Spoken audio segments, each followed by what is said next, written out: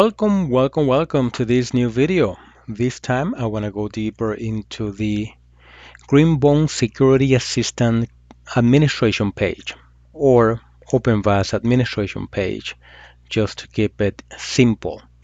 Now, when you log into OpenVas, let me go over here, or actually let me just do something simpler. When you log into OpenVas, that's going to take you over to your default console where you're going to see your widgets that you have added, so on and so forth.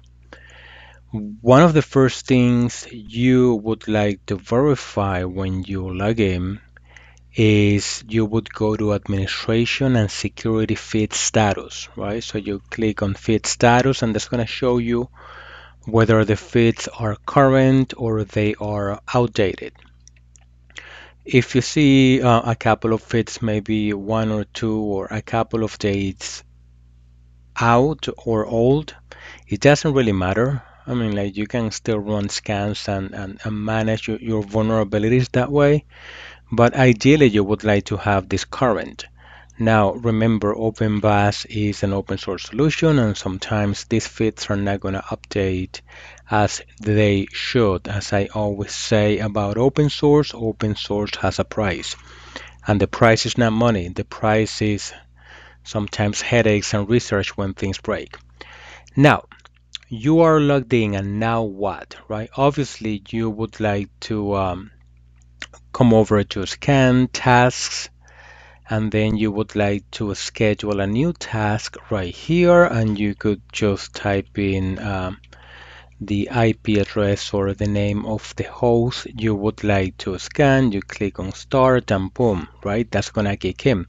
As you could see, this changed to requested, and then it's gonna go into the queue, and then it's gonna go into the scan itself. Now let's leave this alone for now. What I want you to concentrate on when you log in is that you would go to the administration page. Um, One of the things that I'd like to do when managing web consoles, I just open different tabs. So in this case, I want to go to users, click in a new tab, open a new tab, and here I am.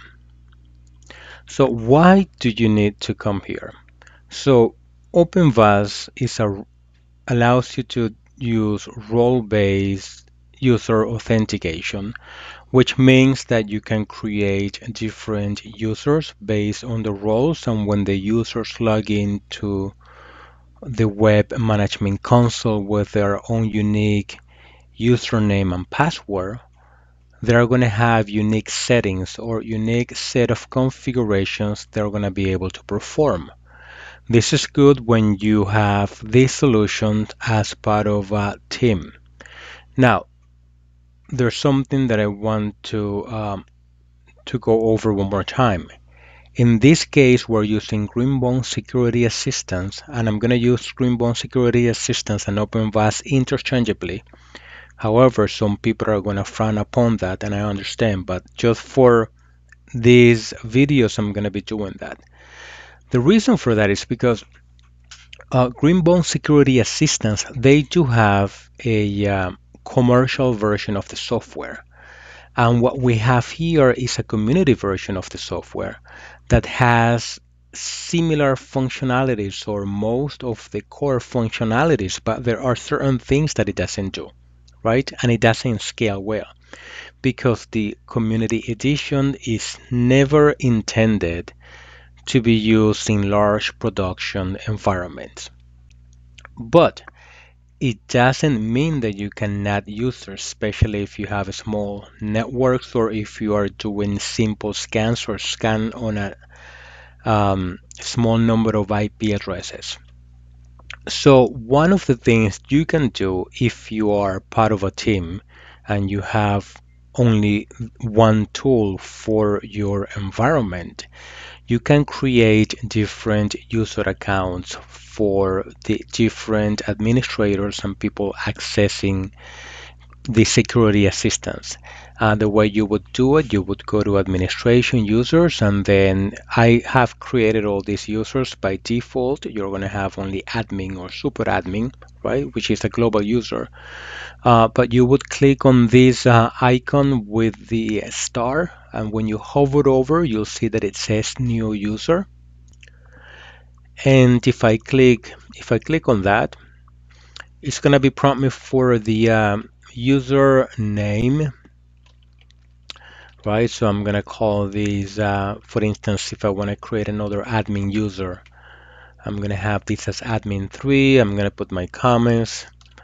This is the, what do we call this?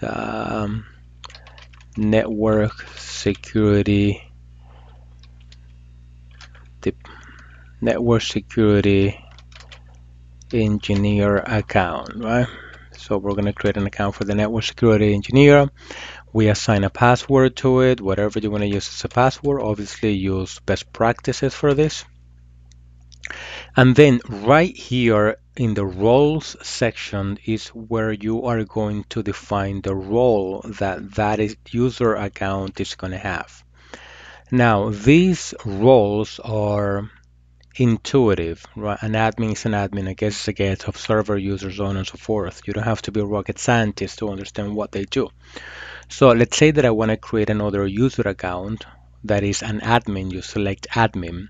And then you also have the option of creating groups, but I don't have that configured right now. The other thing that you have to pay attention to is this section right here where it says host access.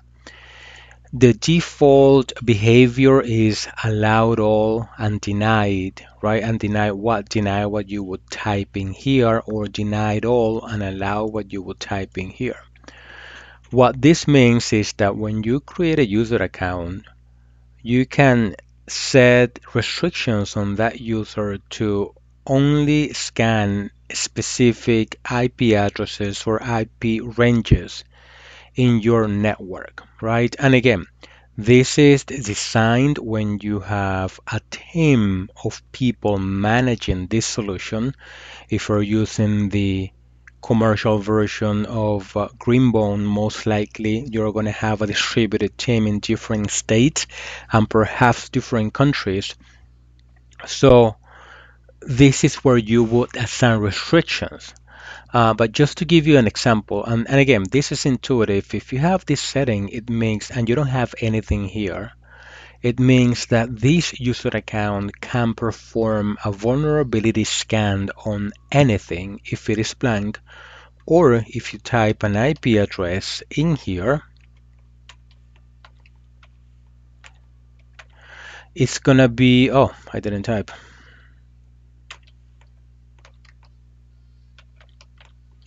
So this is gonna be that you would like this user account to be able to perform vulnerability scanning on all the hosts that it has access to except this host right here. Or you could do the opposite.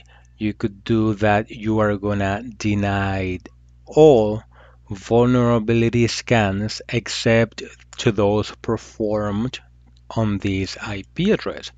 So that is something to keep in mind, because if we're going to distribute this to different team members in your organization, let's say that you have a research team, you have a system administration, you have VMware people doing that, and those hosts are segregated by VLAN, or even if they're not segregated by VLAN, even if you know the IP addresses of the specific host, you can assign restrictions right here for that user account to that specific host. So when they perform the scans, it's going to be on that, on those specific hosts you are either denying or allowing these scans to be performed. So I'm just going to come over and save this.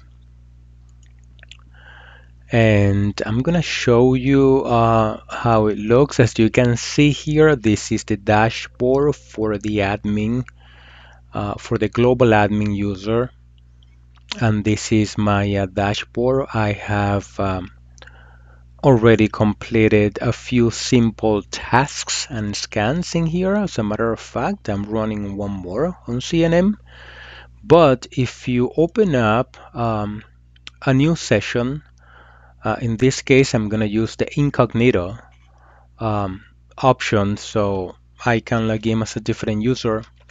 I'm going to do admin 3 and I'm going to log in. You'll notice that this specific user account, when you go to the tasks section, does not have any tasks compared to the admin user because this user profile is for this individual user. Now, if you go to the administration and you go to the users, you'll notice that this user is going to be able to create other users, but it's not going to be able to modify any of the previous users because it doesn't even see them. Right? So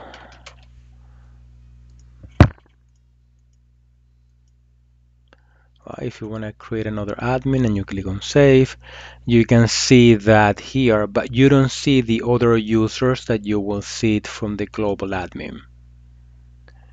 Right?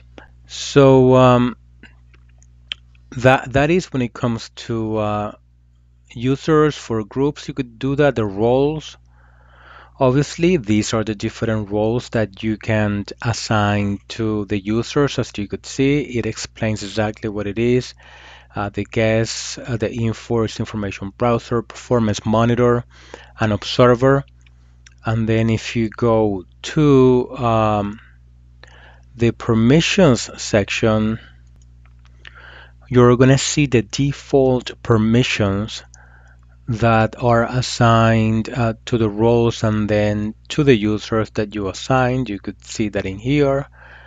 And then if you come down to performance, you may not see anything here if you're using Community Edition. This is something that is going to be super useful if you use the commercial version uh, of the vulnerability scan. In this case, you would get most likely an appliance or a VM. I don't know if they have that on a VM. I know for a fact they do have it as an appliance that you can install in your site, and you can actually install multiple appliances in different locations. And the reason why it has performance is, as you know, when you run vulnerability scanning on live network, that's going to generate a lot of traffic and a lot of CPU utilization and memory utilization, right? Because it needs to run the scan. It's not only running the scan, it is parsing the data and compiling the data and making sense of the data. So this would be super useful for you if you have one of those appliances that you could see, uh, like the performance of that appliance, if it's being overutilized, or if you need to, if you see that it's always reaching 100% or 80%, maybe, you'll know that it's time maybe to upgrade the appliance. The trash cans, this is like the recycle bin or the trash can on computers, right? You can, when you delete policies, port lists, or scan configs or scanners from different locations, they'll come here, so you can come over and see what has been deleted. And lastly, you can potentially integrate OpenVas with ldap and radius authentication, so that you can use if you have Azure or if you have Active Directory, you could use a centralized authentication database to grant access to the platform instead of creating individual user accounts. Now, that's gonna do it for OpenVAS administration menu. We will be creating more videos for the other options so you have a more complete understanding of what OpenVas does and how to manage it. That's the most important thing. Again, if you liked this video, I would really appreciate if you click on the like button, if you subscribe to my channel, leave a nice comment because the algorithms in YouTube, they look into all those little things to improve the performance of the video.